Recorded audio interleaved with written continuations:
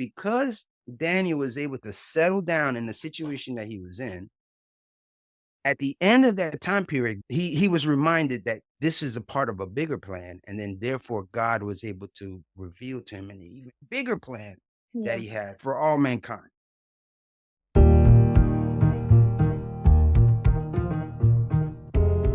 Welcome to Curious for Christ.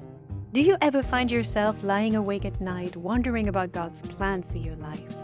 Maybe you wake up with big dreams but feel unsure where to start or what your next step should be. If you're curious about exploring your faith and finding purpose, then you've come to the right place. Hi, I'm Alexandra. I too felt lost, unsure of the direction my life was taking. I yearned to understand my purpose and have someone guide me. But I kept telling myself I was too busy, the timing wasn't right, and my lack of clarity prevented me from being consistent until I found Christ. He brought peace into my life and revealed the way to find purpose by anchoring myself in Him. In this podcast, we'll journey together, exploring the Bible to gain a deeper understanding of Him and cultivate your own personal relationship with Christ. So open up your Bible, put in those earbuds, and listen up, because God is speaking to you. He is making everything new, and you don't want to miss it. Let's get started.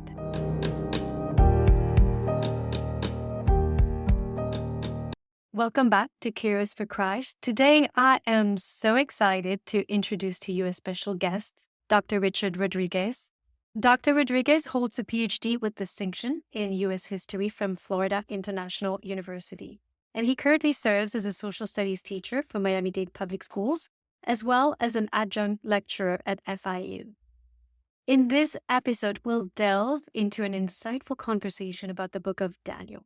We'll explore how Daniel's life can inspire us to understand God's purpose, discern His will, and live our life with faith and integrity.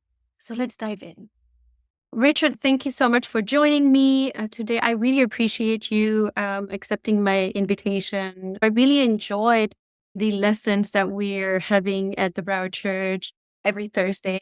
They're really in-depth studies, and I felt like the recent one you did on the book of Daniel was so filled with insight and relevance and so many lessons for us to take and to apply in our lives. I really appreciate you being here and studying a little bit deeper, answering some of the questions about Daniel for my audience.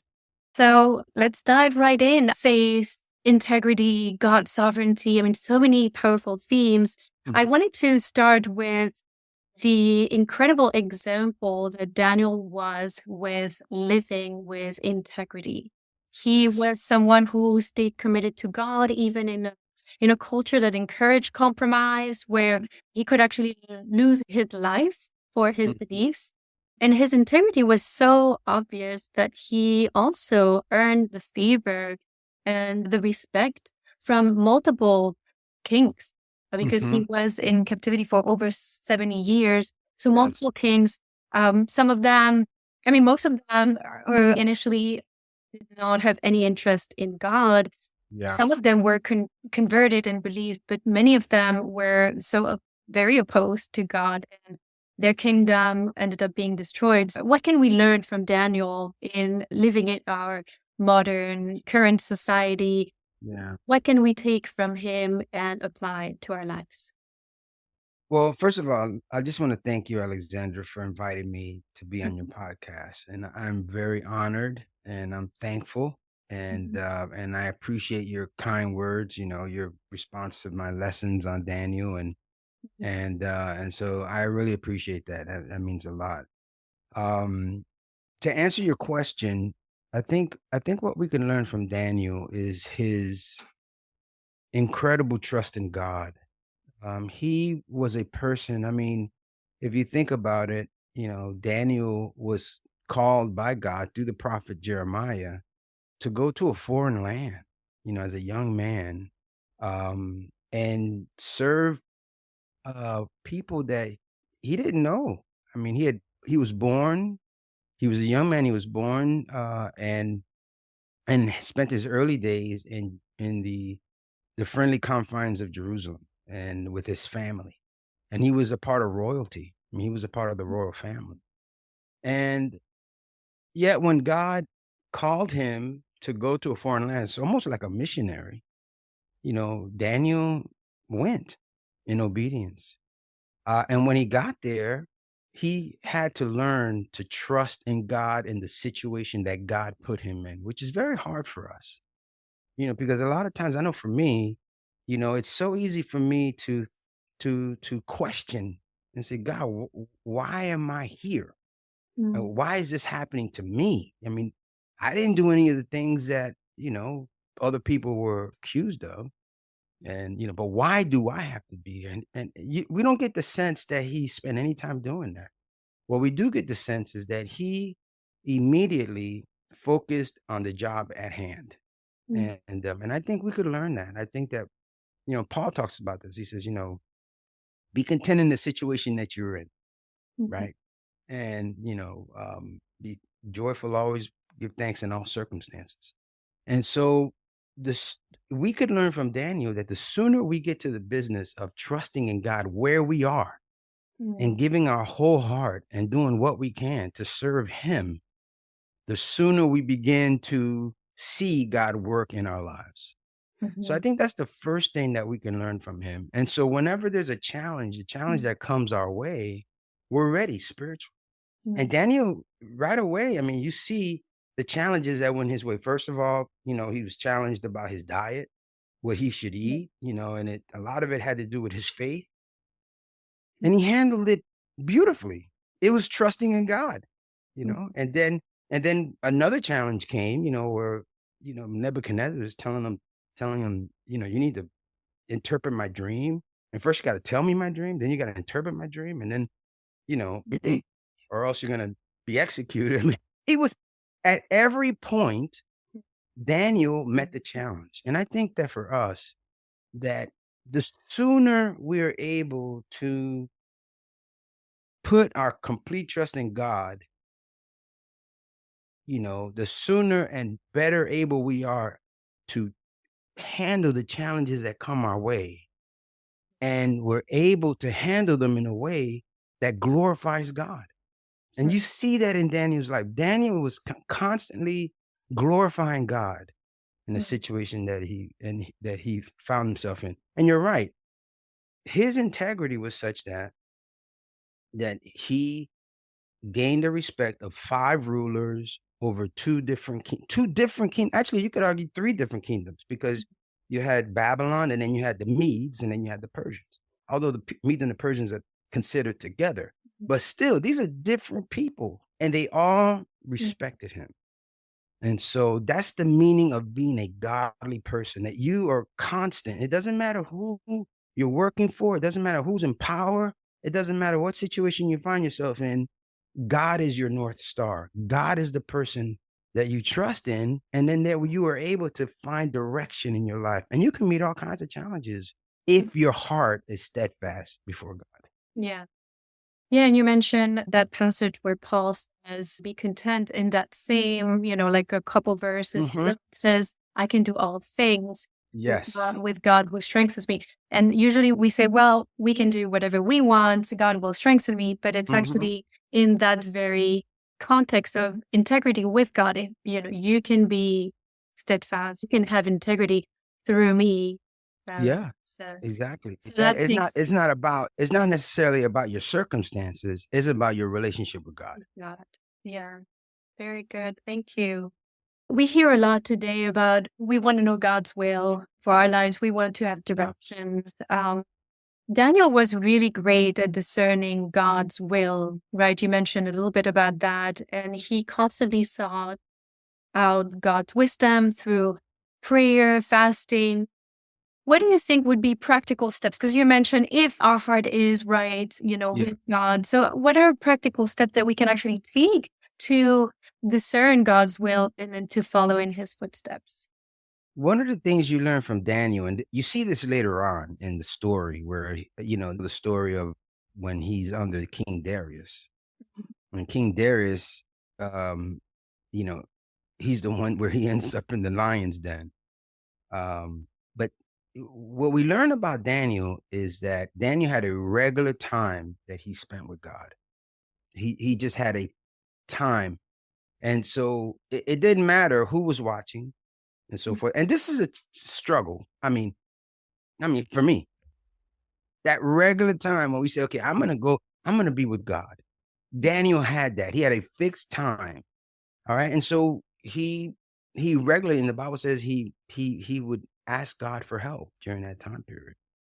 And apparently it got him into trouble, and it got him into the lion's den. But I think that's something that we could learn from Daniel.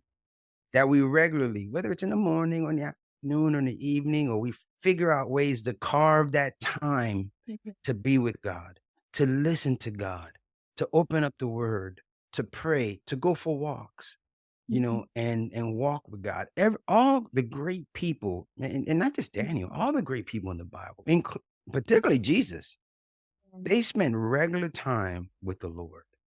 And the Lord was able to either calm their hearts or their minds, give them insight, give them wisdom, give them a vision for the future. And what I mean by vision for the future, not, some kind of, you know, um, divine revelation when the sky opens up, but rather where God has that conversation with us, and we have that conversation with God.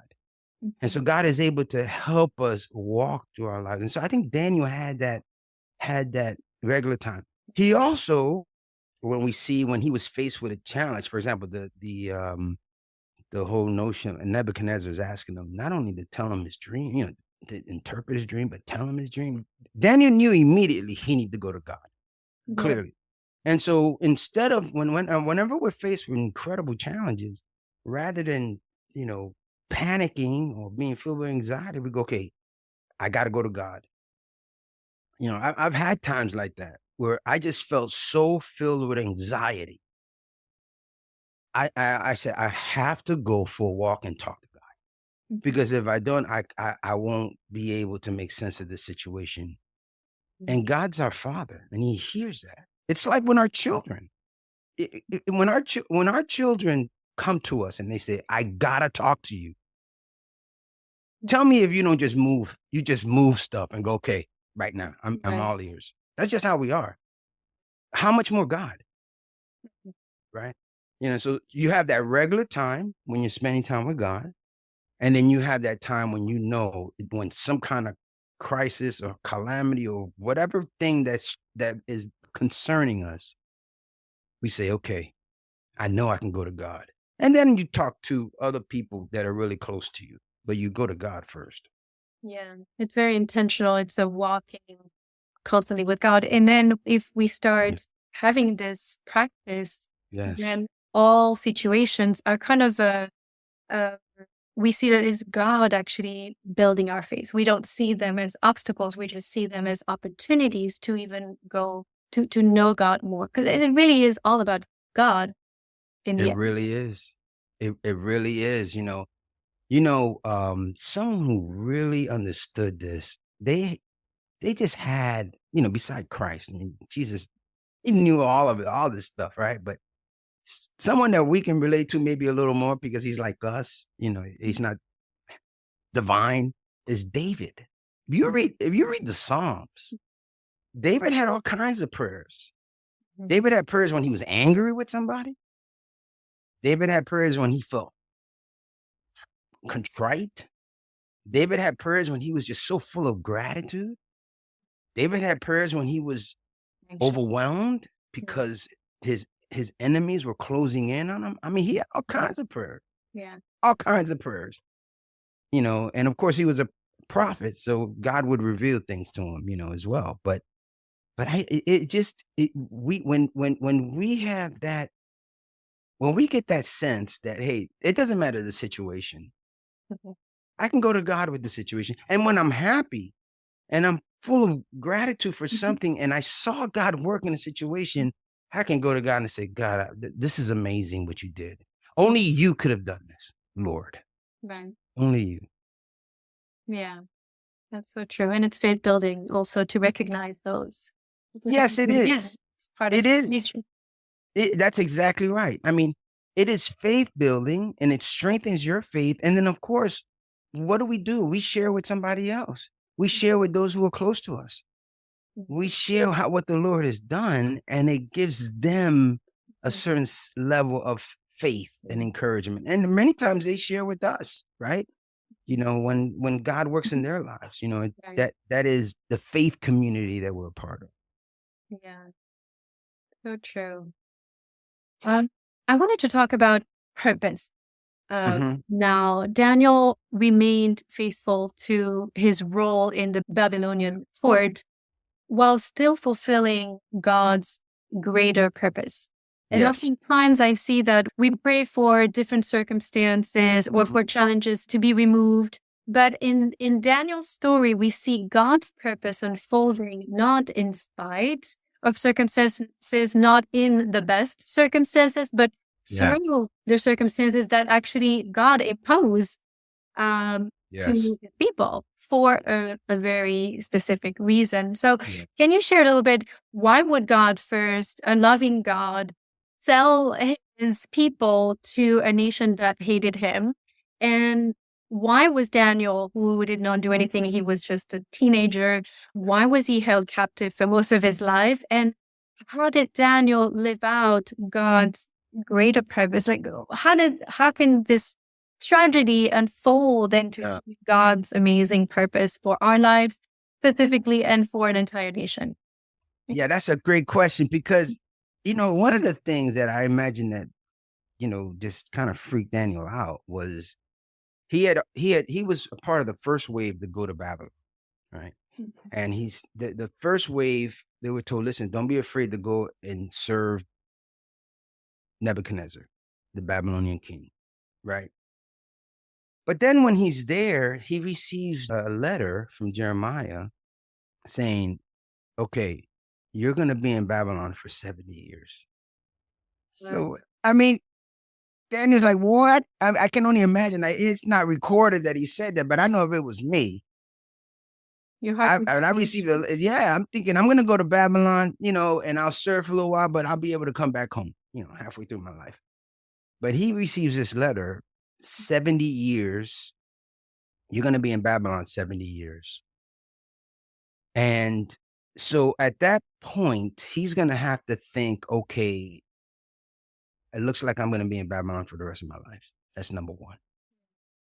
So he had to come to terms with that, number one. But then later on, we read in Daniel chapter 9, I believe it is. I'm saying this off the top of my head. Daniel chapter 9, it's when he saw that Darius the Mede and Cyrus had come to power, he remembered from the writing of Jeremiah, of course, that he was going to be here for 70 years. And if he was also, he probably, as someone who read the word, read the scriptures, he probably also understood from Isaiah's prophecy that a man named Cyrus would come along. And what I see is that Daniel had an aha moment where he understood that, okay, God has been working his plan for years. I mean, Isaiah was a prophet that was, 70, 80, 100 years before his time. And he wrote about Cyrus. And Cyrus would be the one that would rebuild the temple. And so now he begins to, he's able to kind of have the big picture like you're talking about. Yeah. See the big picture. The big picture is God. And at that point, he prays to God because he says, oh my goodness, the reason why we're here is because, God is punishing his people for their wickedness and idolatry and so forth. And he begins to understand that God is basically kind of making everything new. He's remaking the nation of Israel. He's gonna use Cyrus to rebuild the temple, right? And so Daniel is able to do two things. He's able to pray about his nation and the sins and confess his the sins of his nation. And he becomes sort of like advocate for the nation of Israel. He's a Christ-like figure in that way. He's an intercessor.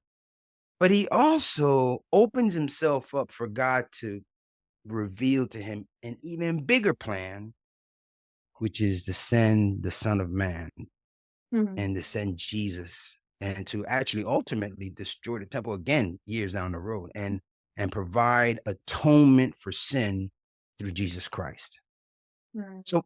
So in other words, the point I'm making is that because Daniel was able to settle down in the situation that he was in, at the end of that time period, he was reminded that this is a part of a bigger plan, and then therefore God was able to reveal to him an even huge, bigger plan that Yeah. he had for the nation Mhm. and for all mankind.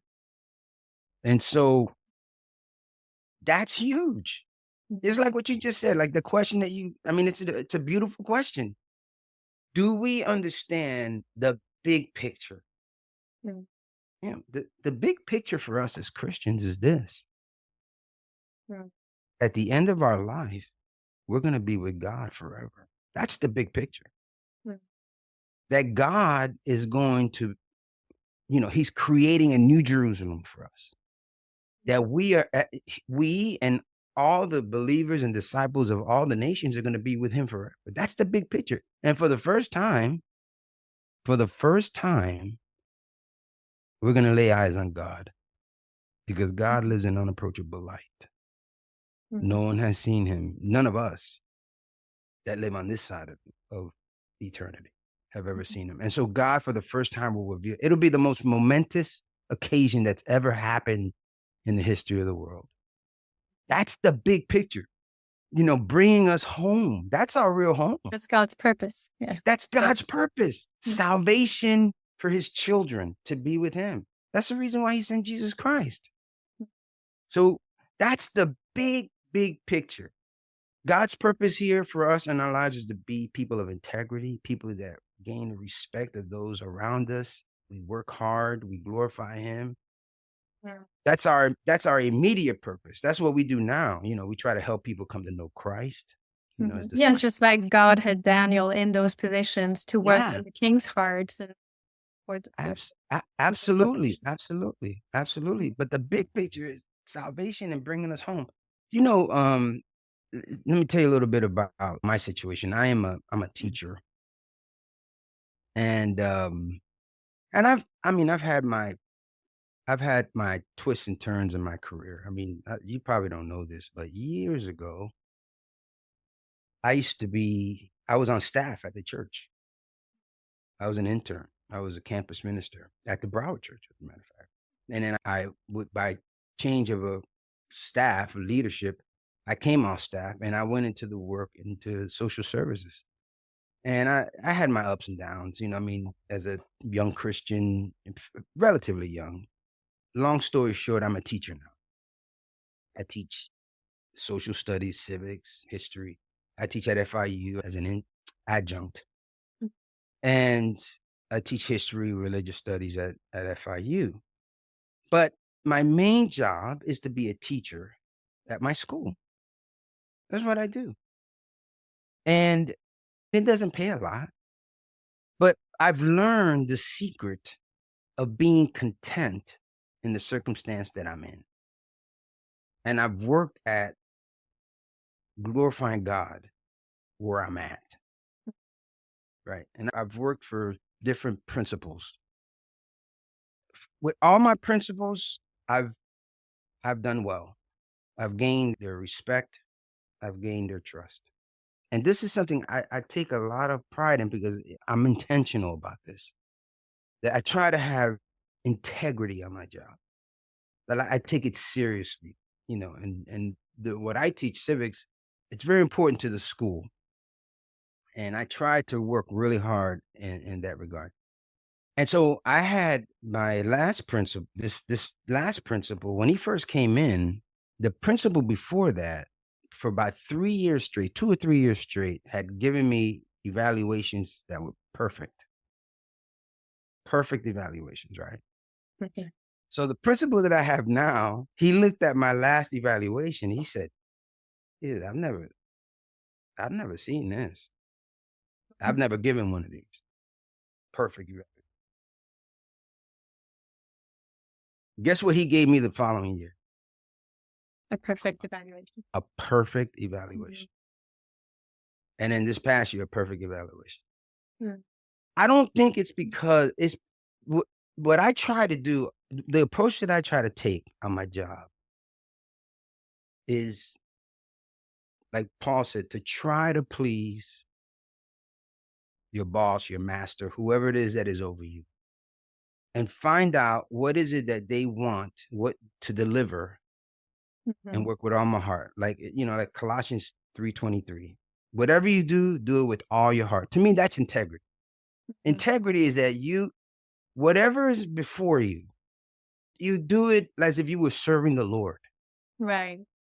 That's right. All right. So I'm getting to the point that what I want to make. So therefore, over the last 2 years, my principal has given me a perfect evaluation. Because of that, when the opportunity came to be able to teach the Bible to my students, Mm. there's a program called First Priority. So when the opportunity came, I found out about a program, and I'm able to teach my students the Bible through a program, a club, right? There was no hesitation on his part. Matter of Right. fact, he said, when we had a National Day of Prayer, he said, Doctor, he calls me Doc. He said, Doc, next year we'll do something with First Priority for the whole school that First Priority can lead for a day of prayer for the school. And so the point I'm making is that God, now I'm able to not only do my job, but also where people like nowadays, and I'm not sure if you're aware of this, but the whole notion of having Bible in the school, prayer in the school, that's like, are you kidding me? We just don't do that, you know? But I'm able to do that. And last year I had a 30 students that off and on came, and I had like 20 that came regularly to hear the word, to listen, for me to teach them about Jesus Christ, Mm. to sow the seed in their hearts. And so I think that God put me there for that reason. Right. God, that was his purpose. And then hopefully the big picture is that years from now, these kids who grew up hearing the word at our school, man, years from now, when they go to college or when they go to, whatever, they say, man, that helped me make my relationship, get my life right with God. And Mm. so hopefully people will be saved because of this. And I think that's what God wants from disciples. Wherever you are, you give it your all, and then perhaps God will use that to spread his word and to glorify himself in the lives of people around you. Yeah. I see that without God, we may have a purpose to do great or to have integrity in our job. But with God, we see that our lives is much greater than ourselves. It's much bigger. And without God, we would even miss out on that. So it's just one aspect, but truly Yeah. not true purpose of life that is Yeah, bigger than ourselves. absolutely. And God wants to spread his knowledge through us. And Right. so if we are giving our all, we're giving our hearts and we're giving our all. That doesn't mean we're perfect. We make mistakes. We mess up. Mhm. But if we're giving our hearts and we're giving our all and we're walking with him, God will open the door, for him to be glorified in our lives. And I think that's what it's all about. And I mean and that's what you see in Daniel. You see Yeah. that in Daniel.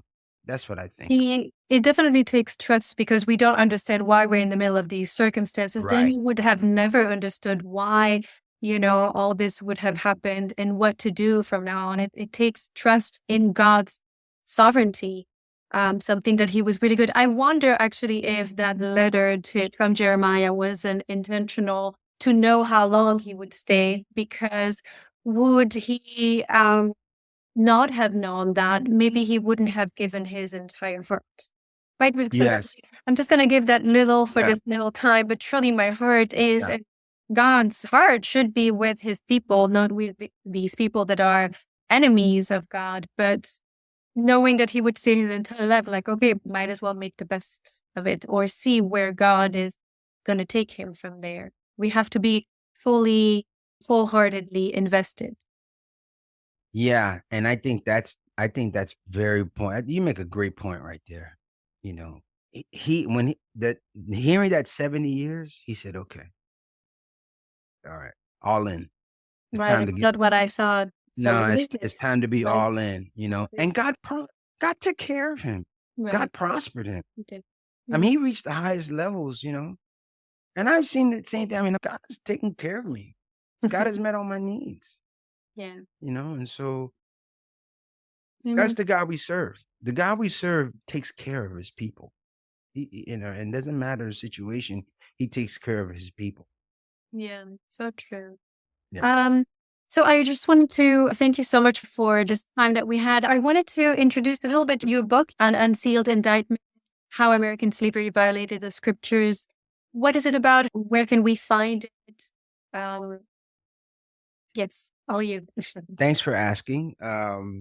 The book, it came from my research, my dissertation, my doctoral research at FIU on U.S. history, and because I looked at how the Bible was used by people who opposed slavery to say that slavery was wrong.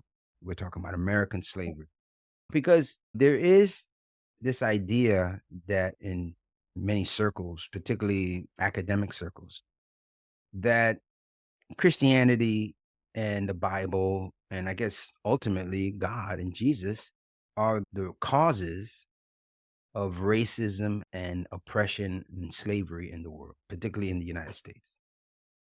And so the more I started looking at that, and I had 30 years of Bible reading. So Mhm. 30 years of Bible reading, but then of course I'm reading the history of slavery in this nation. And I said, man, I I don't see how God, I mean, from what I see in the Bible, I don't see God being someone who would approve of the oppression that I'm reading about right here in the history books and these primary sources and in my research. And so after I finished my dissertation, and I knew that a lot of Christians struggle with this notion, this whole idea, does the Bible really support?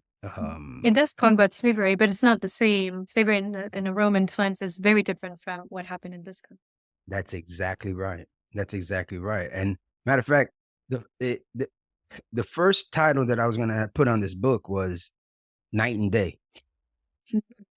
The title is Wow. what because the slavery that I saw in this nation was night, and the quote unquote, if you even want to call it slavery, I'd probably call it servitude. The servitude in the Bible and so-called slavery in the Bible is night and day.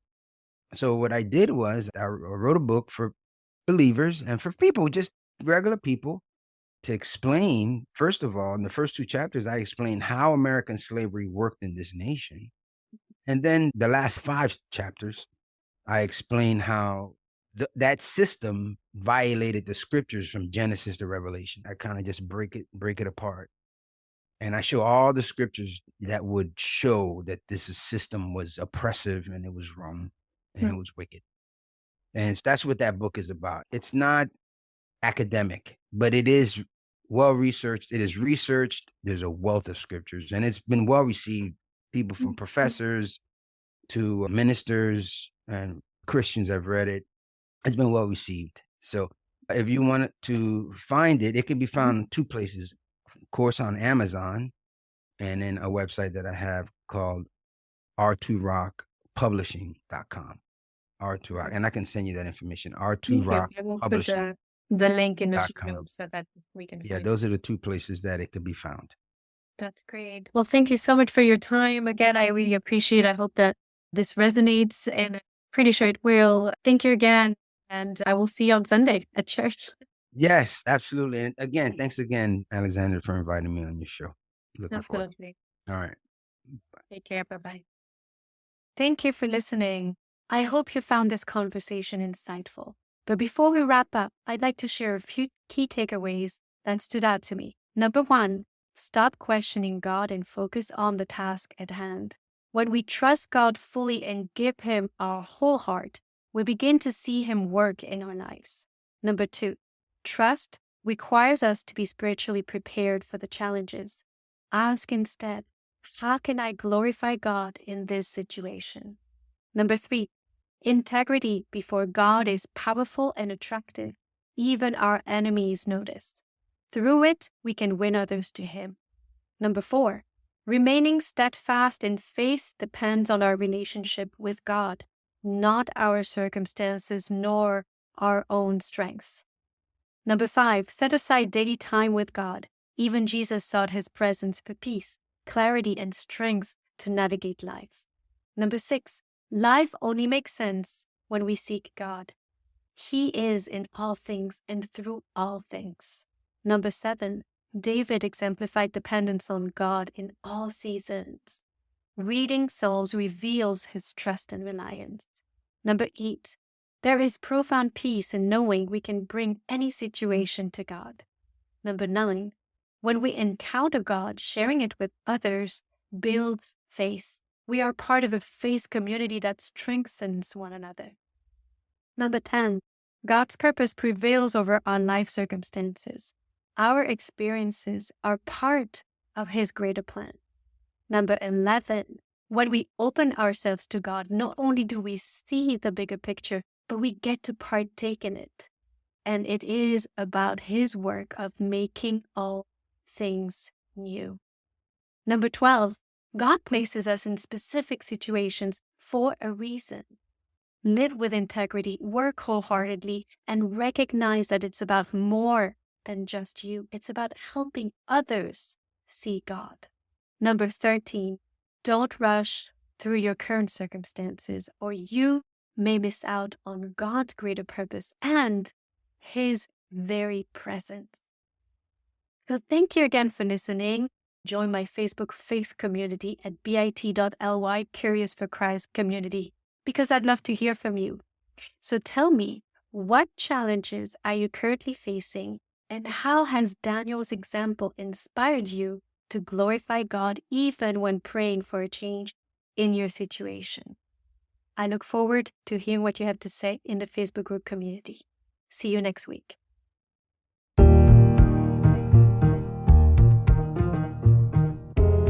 Hi, I hope you enjoyed today's episode. If so, would you like to take 30 seconds and share it with a friend who may also struggle with knowing God and His purpose for their life? Also, leave a review on Apple Podcasts and let me know what topics you'd like to hear about in the future. Your voice matters. I'll meet you back next Friday for another episode.